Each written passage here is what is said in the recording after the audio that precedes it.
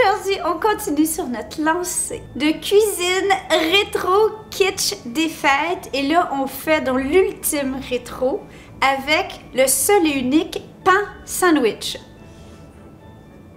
Pour les Québécois, vous en rappellerez peut-être, ça va peut-être vous ramener des souvenirs de votre enfance. Le pain sandwich, je sais, c'est un drôle de nom, hein? C'est très bizarre comme concept. Je sais que dans ma famille, au Saguenay, c'est probablement un des trucs qui est le plus associé à Noël et qu'on doit faire d'année en année. C'est comme ça. Pour les cousins français, petite minute d'humilité.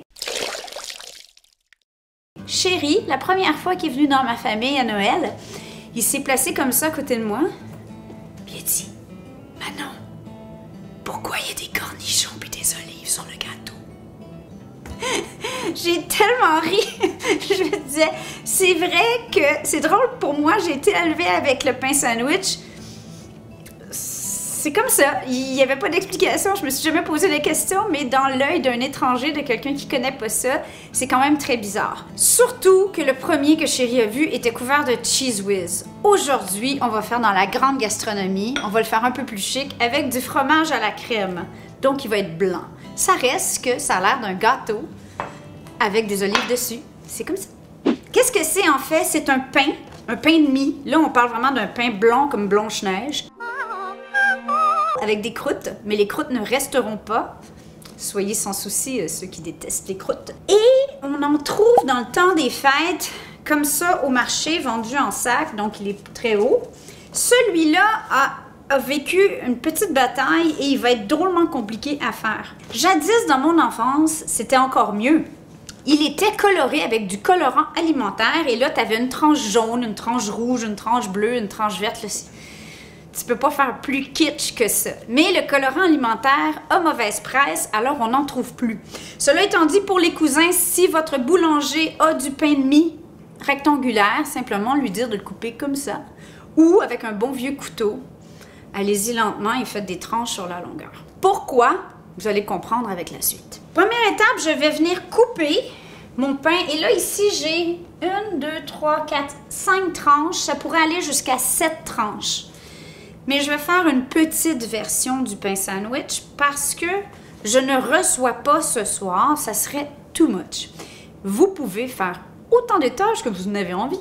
Vous pouvez le faire plus gros ou plus petit. Vous pouvez même faire des versions individuelles. Le but, c'est d'avoir des tranches de pain toutes égales et une forme bien rectangulaire, comme un gâteau. Okay? Avec les croûtes, on peut faire de la chapelure, un pudding au pain. Ma recette de pudding au pain, c'est super bon, c'est ici. Ou on peut donner au lapin. Mais qu'est-ce qui va dans le pain sandwich?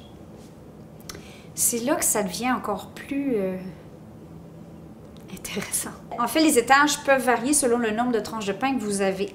Traditionnellement, on parle un étage ou deux de salade ou de mélange à sandwich au jambon haché. C'est du jambon haché. C'était mon jambon que moi j'avais fait braiser. Vous pourriez acheter du jambon méchoui, un bon jambon blanc, ça serait excellent. Des petits cornichons, de la moutarde jaune, de la mayonnaise maison. J'ai tout mélangé ça et voilà, ma salade est prête. Ensuite, un étage de salade de poulet haché, ou je sais pas pourquoi on appelle ça une salade, mais c'est comme ça, un sandwich au poulet. On prend un poulet cuit que vous avez fait à l'avance, soit bouilli, soit poulet rôtisserie, soit le poulet rôtisserie de l'épicerie, il n'y a pas de souci. On le défait au grand complet. On ajoute du céleri, un peu d'échalote, mon ingrédient secret, des noix de Grenoble hachées. Ça donne un petit croquant et un petit goût vraiment délicieux.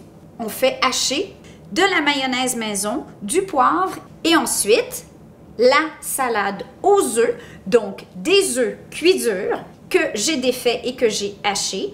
À ceci, j'ai ajouté de la moutarde en grains, de la ciboulette ciselée, j'ai ajouté de la mayonnaise, un peu de poivre et voilà, on a nos 3 salades. On va commencer par, je pense qu'on va mettre le poulet en dernier étage. Alors, ce que je fais, c'est que je viens prendre avec un couteau, idéalement. Faites-vous-en pas, le délire gastronomique ne fait que commencer. Il y a Paul Bocuse qui est en train de se revirer dans sa tombe. Les quantités de salade que vous aurez besoin, de garniture à sandwich, vont dépendre de la grosseur ultime de votre pain sandwich. Ici, j'en ai un qui est l'équivalent du 2/3, même pas, peut-être la moitié de ce que ma famille fait traditionnellement, qui est comme la grosseur d'un gros pain blanc demi-rectangulaire. Faites-en beaucoup. Un poulet entier va être suffisant, un gros morceau de jambon et les œufs, on parle d'une douzaine d'œufs pour un pain sandwich entier, au moins. De toute façon, les restants de garniture à sandwich, là, tout le monde aime ça. On est prêt pour la deuxième couche de garniture qui va être la salade aux œufs. Oui, oui. Tout mélangé, là. Je continue le processus avec la salade de jambon. Jambon cornichon. C'est trop bon. OK. On est toujours avec moi? Ouais. Je sais que c'est bizarre, là, mais il faut continuer à l'écouter. Ça, c'est même pas la partie la plus délirante du processus. On continue. Allez, allez. Une autre couche de poulet. Tada! Le sandwich de tous les sandwichs. Non, non, non, c'est pas fini. Alors, maintenant, j'ai pris une brique de fromage à la crème à laquelle j'ai ajouté de la crème légère 15% pour avoir un fromage à la crème tartinade, tartinable. Et je le laisse température pièce un peu, ça aide aussi. Là, les cousins, vous allez me dire, fromage à la crème, Philadelphia, ça fait parfaitement le boulot. Ou même genre du Kiri, ça se vend-tu en brique chez vous, du Kiri? Mais je sais qu'on trouve du Philadelphia de nos jours. Alors ça, OK? Alors, on commence par faire pas comme moi. On va mettre une grosse épaisseur qu'on va venir descendre sur chaque paroi. Puis on s'en fait pas s'il y a des petits morceaux parce qu'on va pouvoir les cacher avec les garnitures après. Les décorations. Ouais, avec les décorations. On va prendre son temps, aller lentement. Pas qu'il y ait de trous. C'est pas lisse, c'est pas la fin du monde. Je trouve que ça ajoute qu'il y ait un petit peu de texture. Mais on veut que ça soit quand même une couche égale partout. Mais je pense que ça y est. Les garnitures classiques sont les petits cornichons en rondelles ou coupés sur la longueur. Les olives. Oh! J'ai pas mes olives!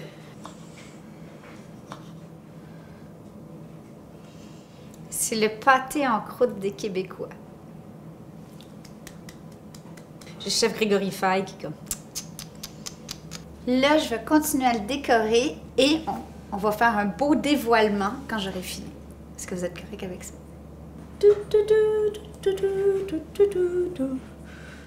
Êtes-vous prêts?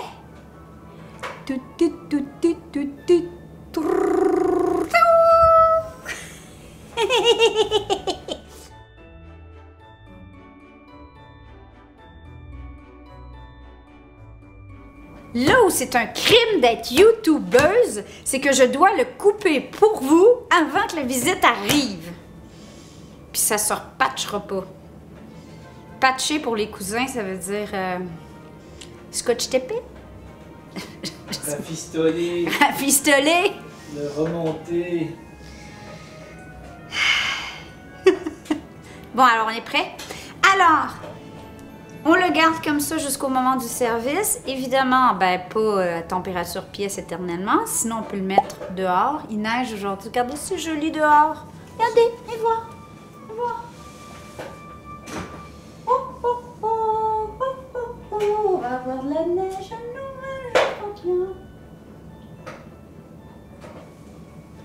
Ma maman dirait que ça prend un couteau électrique. Je crois pas que la majorité d'entre vous aviez des couteaux électriques à la maison. Alors, ma suggestion, c'est...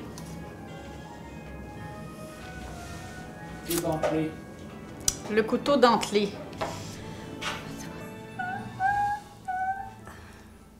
Non, correct, correct. Oh, regardez ça, c'est beau. J'espère que mes mamies qui sont au ciel sont fiers de moi. Ben, ça se mange comme ça, comme un gâteau. Évidemment, c'est difficile d'avoir tous les étages en même temps, à moins d'être Chérie qui prend des grosses bouchées.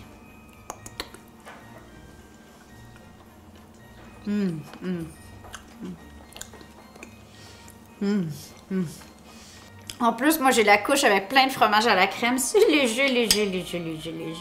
Bon, ben sur ce, on vous aime. On a encore des vidéos pour vous avant Noël. Ciao, ciao!